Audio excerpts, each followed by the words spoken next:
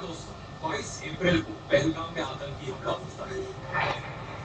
पाकिस्तान हमेशा की तरह डिनाई करता है कि उनका इसमें कोई भी रोल था, लेकिन हमले के 24 घंटे के अंदर पाकिस्तान का एक आतंकी संगठन TRF इसकी जिम्मेवारी लेता है। एक बड़ा सिंपल सा फैक्ट जो बहुत से पाकिस्तानी लोगों को हजम नहीं हो रहा, लेकिन ये बात सच है और ये सिर्फ इंडियन मीडिया नहीं कह रहा, इंटरनेशनल सोर्सेज भी अगर आप देखोगे यही चीज कह रहे हैं। रॉयटर्स में भी यही कहा गया है, अल जजीरा तक में यही कहा गया है। A separatist group which calls itself the Kashmir Resistance or the Resistance Front has claimed responsibility for the worst assault on civilians in the region in nearly 2 decades. हमले के कुछ दिन बाद ये जरूर है कि TRF अपनी बात से मुकर गया, लेकिन ज्यादातर इंटरनेशनल एनालिस्ट का आज के दिन तक यही मानना है कि ये हमला इसी आतंकी संगठन ने कराया है। पैसिफिक फोरम एक हाईली क्रेडिबल और इंडिपेंडेंट थिंक टैंक है जिसका ना इंडिया से ना पाकिस्तान से कुछ लेना देना है। देखिए इनके प्रोफेसर और जर्नलिस्ट ने अपने आर्टिकल में क्या लिखा है। My research leaves little doubt that the attack was indeed carried out by the Islamist group that originally claimed organizational credit. The TRF denial reportedly came after the Pakistani security establishment pressured the LET-linked terrorist group to distance itself during the massive protests by Kashmiris that erupted across the land. यानी कि पाकिस्तान की security establishment ने इस आतंकवादी संगठन पर pressure डाला कि तुम अपनी जिम्मेवारी वापस ले लो, क्योंकि कश्मीर में प्रोटेस्ट हो रहे हैं इस आतंकवादी हमले के खिलाफ। इंटरनेशनल कम्युनिटी की सिंपैथी इंडियन विक्टिम्स के साथ है। हमारी इमेज के लिए ये अच्छा नहीं होगा, पाकिस्तान की मिलिट्री की इमेज के लिए। आगे इस आर्टिकल में लिखा है कि कैसे TRF ने एक पब्लिक रिलेशन स्ट्रेटेजी अपनाई इस हमले की जिम्मेवारी वापस लेकर। यहाँ ये देखना भी इंटरेस्टिंग है कि कैसे जिम्मेवारी वापस लेते वक्त ये TRF ग्रुप कहता है कि हमारे ऊपर तो एक्चुअली में एक साइबर अटैक हुआ था। वो जो पोस्ट डाला गया कि हम जिम्मेवारी लेते हैं इस आतंकी हमले की, वो हमने नहीं डाला, हैक कर दिया किसी ने हमारे अकाउंट। किसने हैक किया? अपनी स्टेटमेंट में ये कहते हैं कि हम सस्पेक्ट करते हैं इंडियन साइबर इंटेलिजेंस ऑपरेटिव्स।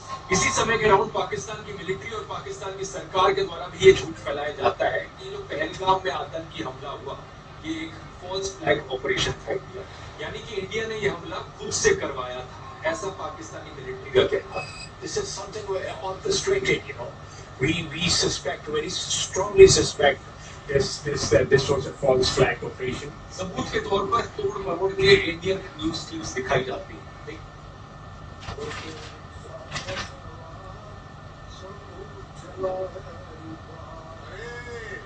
ये चेक करना है, कर लो चेक, कर लो क्या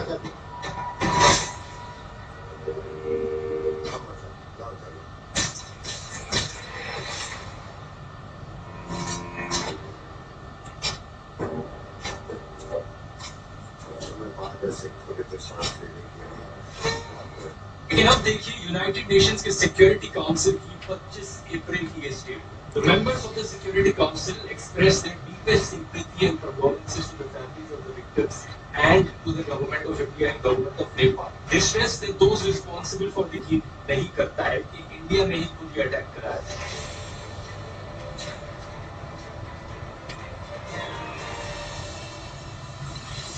23 अप्रैल को Indian ministry of external affairs की स्पेशल ब्रीफिंग में कहा जाता है कि जब तक पाकिस्तान क्रॉस बॉर्डर आतंक का समर्थन करना बंद नहीं करता तब तक हम 1960 की इंडस वाटर ट्रीटी को सस्पेंड कर रहे हैं। Indus Waters Treaty of 1960 will be held in abeyance with immediate effect. अब यहाँ पर बात यह है कि पाकिस्तान की करीब 80% खेती और 1/3 हाइड्रो पावर इंडस बेसिन के पानी पर डिपेंड करती है। अगर भारत सिंधु, झेलम और चेनाब नदी के पानी को कम कर देता है तो पाकिस्तान के लिए मुश्किल हो सकती है, लेकिन ये करने के लिए भारत को जरूरत होगी हैवी वाटर स्टोरेज फैसिलिटीज की और डाइवर्जन कैनाल्स।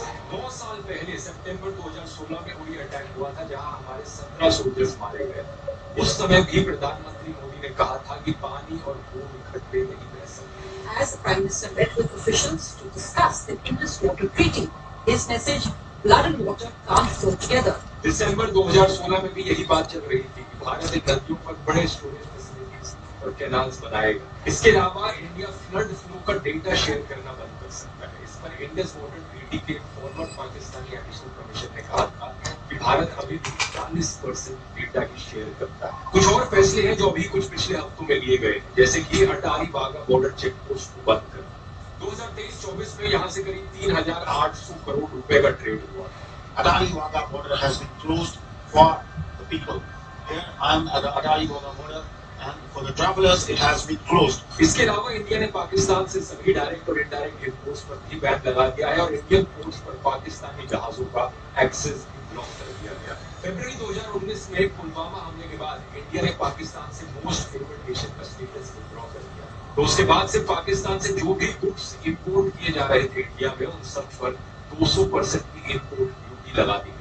इसी वजह से पाकिस्तानी इंपोर्ट्स इंडिया में आने वाले ऑलरेडी काफी कम हो चुके हैं पिछले कई सालों से। फॉर एग्जाम्पल अप्रैल 2024 और जनवरी 2025 के बीच में पाकिस्तान से जितना भी सामान इंडिया में इंपोर्ट किया गया उसकी कीमत सिर्फ $0.42 मिलियन थी, यानी कि सिर्फ 3.5 करोड़ रुपए। लेकिन इसी समय के दौरान जो सामान इंडिया ने पाकिस्तान को एक्सपोर्ट किया उसकी कीमत $447 मिलियन, यानी कि 3,810 करोड़ रुपए। इन नंबर्स को देखकर आप अंदाजा लगा सकते हो कि इंडिया कितने बड़े ट्रेड सरप्लस में था पाकिस्तान के साथ। दोनों देशों के बीच हो रही ट्रेड से पाकिस्तान कमा रहा था सिर्फ 3 से 4 करोड़ रुपए और इंडिया कमा रहा था इससे 1000 रुपए ज्यादा 3,800 करोड़ रुपए। अब इस न्यूज आर्टिकल की हेडलाइन देखिए, एक इकोनॉमिक थिंक टैंक है GTRI, global trade research initiative. इन्होंने बताया है कि इंडियन कंपनीज हर साल पाकिस्तान को इनडायरेक्टली 85,000 करोड़ रुपए से ज्यादा का सामान भेज रही है, लेकिन इनडायरेक्टली दुबई, सिंगापुर और कोलंबो जैसे इनडायरेक्ट पोर्ट्स का इस्तेमाल करते थे।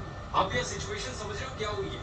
बड़ी बड़ी कंपनीज 80,000 करोड़ से ज्यादा का सामान इनडायरेक्टली पाकिस्तान को भेज रही है, लेकिन अपने पंजाब के जो छोटे ट्रेडर्स उनकी 3,800 करोड़ रुपए की सेल खत्म करवा दी। कोई इसके पीछे का लॉजिक पूछेगा तो उसे 2 मिनट में देशद्रोही कह दिया जाएगा। इसलिए कई छोटे ट्रेडर्स ने कहा कि सरकार जो भी कर रही है करते रहे, हम हर फैसले का समर्थन करेंगे। लेकिन सोचने वाली बात यह है जो हर देशवासी को पूछनी चाहिए, क्या इस फैसले से हमारे देश को फायदा हुआ है या नुकसान हुआ है? CII पंजाब के पूर्व चेयरमैन गुरवीर सिंह ने कहा है कि पहलगाम ट्रेजेडी के गुनहगारों को कड़ी सजा मिलनी चाहिए।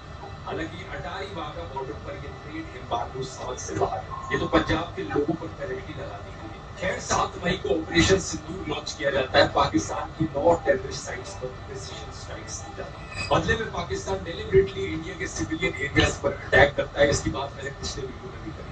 पाकिस्तानी शेलिंग की वजह से पूंछ में कई सारे सिविलियंस मारे जाते हैं। इसके बाद शुरू होते हैं ड्रोन अटैक्स। करीब 300-400 ड्रोन से अटैक किया जाता है पाकिस्तान के ऊपर। लेह से लेकर गुजरात के सन क्रीक तक 36 लोकेशंस पर इन्फिल्ट्रेशन की कोशिश की जाती है। यहाँ इंडिया के मिलिट्री बेसिस को टारगेट किया जाता है, लेकिन Indian defence forces in drones को शूट डाउन करने में सक्सेसफुल है। DGMO ब्रीफिंग में टूटे फूटे ड्रोन्स का रैकेज दिखाया जाता है और वहां से हमें पता चलता है कि टर्की के YIHA और सोमवार ड्रोन्स का यहाँ इस्तेमाल किया गया। इसके अलावा पाकिस्तान ने चाइनीज ओरिजिन की PL-15 मिसाइल्स का भी इस्तेमाल किया, लेकिन इंडिया ने पाकिस्तान के इस एरियल अटैक को सिर्फ 23 मिनट के अंदर फॉइल कर दिया और इसके लिए हमने इस्तेमाल किए Russian origin S-400 triumph. Ground पर मौजूद एक surface to air missile system है जो आने वाली मिसाइल से हमें बचाता है। इंडिया में इसे सुदर्शन चक्र करके भी रेफर किया जाता है। इसके अलावा हमने इस्तेमाल किया बैरक 8 मिसाइल सिस्टम का, जिसे इजराइल और इंडिया ने जॉइंटली डेवलप किया है, और हमने इस्तेमाल किया आकाश का, जो इंडिया का home grown missile defence system है। DRDO के integrated guided missile development programme के अंतर्गत इसकी डेवलपमेंट हुई। प्रोसेस बड़ा इंटरेस्टिंग है। 1980s में शुरू हुआ था और फाइनली 2014 में जाकर आकाश को इंडियन एयरफोर्स में इंडक्ट कर दिया गया था और 2015 आगे। इससे हमें साइंस की अहमियत पता चलती है। धीरेन्द्र शास्त्री जैसे पाखंडी चाहे कितनी भी बंडलबाजी करें, वो पर्ची निकाल कर रक्षा मंत्री की मदद कर सकते हैं। और हम तो भारत के रक्षा मंत्री को भी कहेंगे कि आप हमारी शक्ति का देखो, ऑफिशियली अफसर तो नहीं बन सकते क्योंकि पढ़े लिखे नहीं। हमारे पास जो चेतना है आप उसका सदुपयोग करिए कि आने वाले समय में कहां कौन सी क्या संभावित घटना हो सकती है, उस पर आप हमारी शक्ति का सदुपयोग कीजिएगा। लेकिन एक्चुअली में हमारे देश की सुरक्षा के लिए जो चीजें काम में आती है वो साइंस की मदद से बने ये डिफेंस सिस्टम्स हैं। अब जहां एक तरफ ये सिस्टम्स हमारे देश के डिफेंस के लिए, वहीं दूसरी तरफ आपके डिजिटल डिफेंस के लिए नॉर्ड VPN जैसे VPN हैक्स।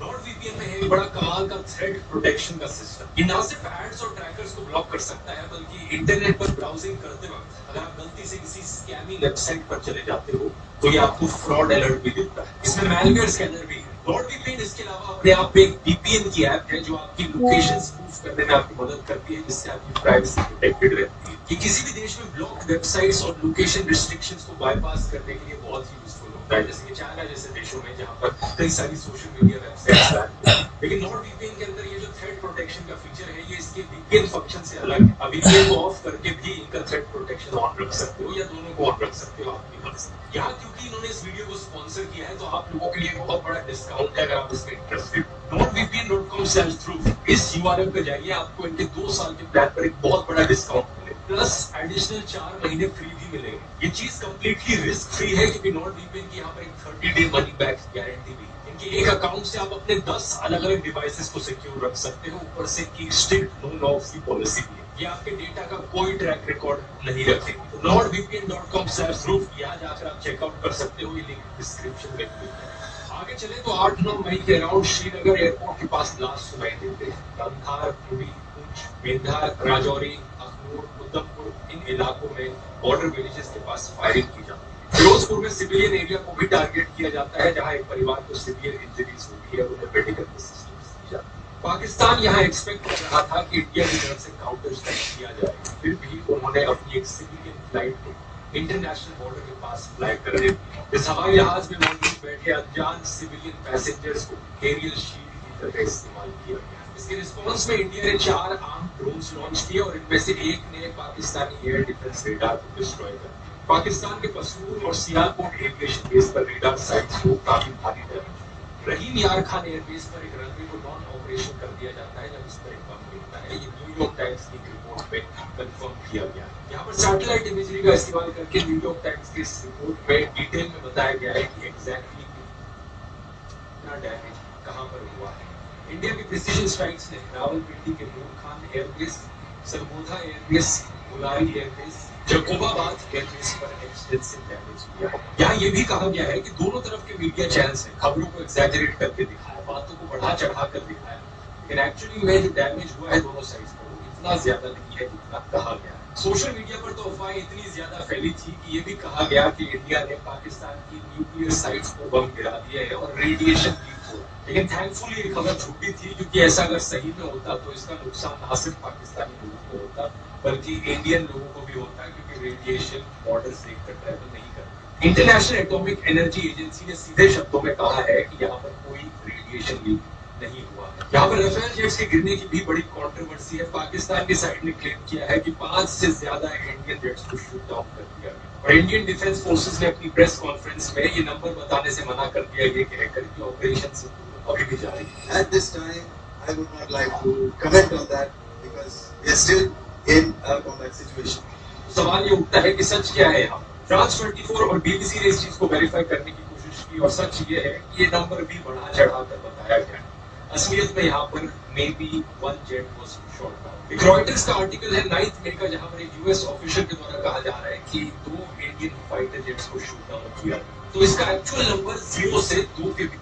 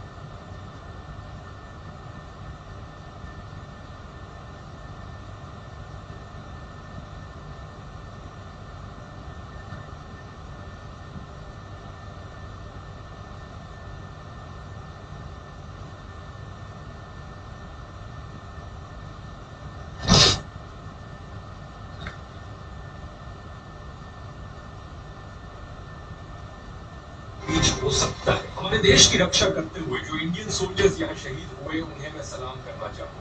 सूबेदार major Pawan Kumar, rifleman Sunil Kumar, IAF sergeant Surendra Mogar, BSF sub inspector Mohammad Imtiaz, BSF constable Deepak Chingar, Agniveer jawan Murali Naik, havildar Suraj Singh Yadav, airman Kamal Kapoor, lance naik Dinesh Kumar Sharma, jawan Sachin Yadav राज वंजले और जवान अमित सांगवा। इंडिया के द्वारा की गई स्ट्राइक्स में कई सारे आतंकी मारे गए हैं। इंडियन डिफेंस फोर्सेस के अनुसार 5 हाई प्रोफाइल नाम यहाँ पर आते हैं। यहाँ पर यह बताना भी जरूरी है कि आतंकियों के फ्यूनरल में और लोग शामिल हैं। General Faizia Hussain Shah, major general Rao Imran Sarkar, brigadier Mohammad Furqan Shabbir, doctor Usman Anwar 2023 में पाकिस्तान के पंजाब प्रोविंस के इंस्पेक्टर जनरल ऑफ पुलिस रह चुके हैं, और मलिक अहमद बैग जो पाकिस्तान के पंजाब की असेंबली के member, Recording stopped. Communication and works. इससे बड़ा मजाक क्या हो सकता है कि कानूनी मंत्री और पुलिस के आईजी खुद आतंकियों के फ्यूनरल में शामिल।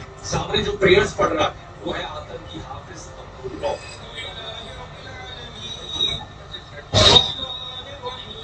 कई न्यूज पोर्टल्स पे इसका नाम अब्दुल रऊफ लिखा गया था, जिसकी वजह से पिछले वीडियो में कंफ्यूजन हो गया और एक गलती हुई। यहाँ मैं बात क्लियर करना चाहूंगा कि अब्दुल रऊफ अजहर आतंकी संगठन है, जैश ए मोहम्मद का कमांडर और साथ ही में मसूद अजहर का भाई। लेकिन ये हाफिज अब्दुल रऊफ लश्कर तैयबा का आतंकी, दोनों ही यहाँ पर आतंकवादी। लेकिन ऐसी गलती जब भी होती है मुझसे एक करेक्शंस की फाइल है जो आपको हर वीडियो के नीचे लिंक पे मिल जाएगी। आप कभी भी जाकर इस पीडीएफ फाइल को देख सकते हैं, जिसमें पिछले 2 साल के हर वीडियो में हर एक गलती का रिकॉर्ड ट्रैक किया गया। मैं अपनी तरफ से आपको बता रहा हूँ ताकि आप समझ सको किस लेवल का स्टैंडर्ड यहाँ फॉलो किया जाता है इस यूट्यूब चैनल। जब इंडिया की तरफ से फोटो दिखाया गया तो पाकिस्तान ने बेशर्मी के साथ कहा कि ये तो एक रिलीजियस फिगर, एक कॉमन फैमिली मैन, अपने क्लेम को सपोर्ट करने के लिए उसका नेशनल आईडी कार्ड भी दिखाया। लेकिन इस आईडी कार्ड पर जो डिटेल्स, सीएनआईसी नंबर और डेट ऑफ बर्थ, वो अमेरिका के ट्रेजरी डिपार्टमेंट की सैंक्शंस लिस्ट में एक रिकॉर्ड से मैच करता है। यूएस ट्रेजरी डिपार्टमेंट की 24 नवंबर 2010 की प्रेस रिलीज देखी। ट्रेजरी ने पाकिस्तानी आतंकी संगठन लश्कर तैयबा के फाइनेंशियल नेटवर्क को टारगेट किया। इसमें बताया है कि हाफिज अब्दुल रऊफ FIF यानी फलाह ए इंसानियत फाउंडेशन का हेड है, जो कि मिड 2009 से लश्कर तैयबा का ही नाम है। ये नाम इसका बदला गया फंड रेजिंग के लिए और इंटरनेशनल प्रेशर से बचने के लिए। LET और FIF दोनों ही यूएस और United Nations designated terrorist entities. In fact फरवरी 2019 में खुद पाकिस्तान ने जमात उद दवा के साथ फलाह इंसानियत को भी बैन किया। तो पाकिस्तानी सियासत और कितना झूठ बोले।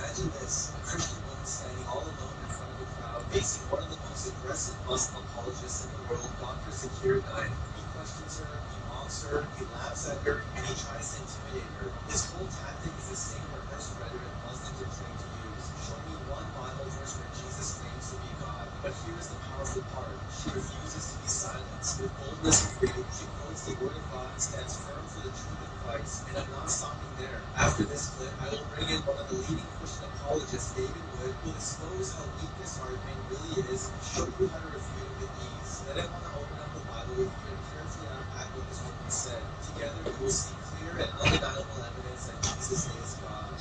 Then I have a name and a profession and a question. Alright, so my name is Rose and I work for Target. My question is, I've heard you talk about religion so much, and I'll speak of the Bible because that's what I'm aware of. You say, you talk of Jesus as religious leader. But as far as I'm concerned, Jesus did not come to introduce any religion. Neither is he a religious leader. What Jesus introduced in this world was the kingdom of God. The second question, maybe you can elaborate about which religion is God. Because as far as I do research, I've come to understand that Jesus, who is my Lord and my Savior, You stated of those. He introduced the government of heaven. In other words, he wanted to colonize the world like with heavenly power. There's a lot of controversy. The other question is, Sister, please for one question. I already did two questions. After answering others, okay, one question. The sister asked two questions. And I believe this is a Christian. She said that I said Jesus was a religious leader. I never said that. I never ever said Jesus was a religious leader. I said he was a messenger of God. There's a word of a difference between messenger of God and religious leader. A messenger of God is far superior. We have many religious leaders in the world. Jesus Christ, peace be upon him, was a messenger of God. And you said in your question that he is your Lord and your Savior. Also, let me tell you, sister, Islam is the only non-Christian faith which makes an article of faith to believe in Jesus Christ, peace be upon him. No Muslim is Muslim if he does not believe in Jesus Christ, peace be upon him. We believe that Jesus Christ, peace be upon him, he was one of the mightiest messengers of Almighty God. We believe that he was the Messiah, which is translated Christ. We believe that he was born miraculously from permission. The Muslim, the Christian, they have believed. When we ask, then the parting of faith. The parting of faith is that most of the Christians believe, including yourself, that we come to the question that Jesus Christ, peace be upon him, claimed divinity. And most of the Christians believe that Jesus Christ, peace be upon him, is God. Let me remind you, sister, and let's bring us comparative religion. I've read the Bible. There is not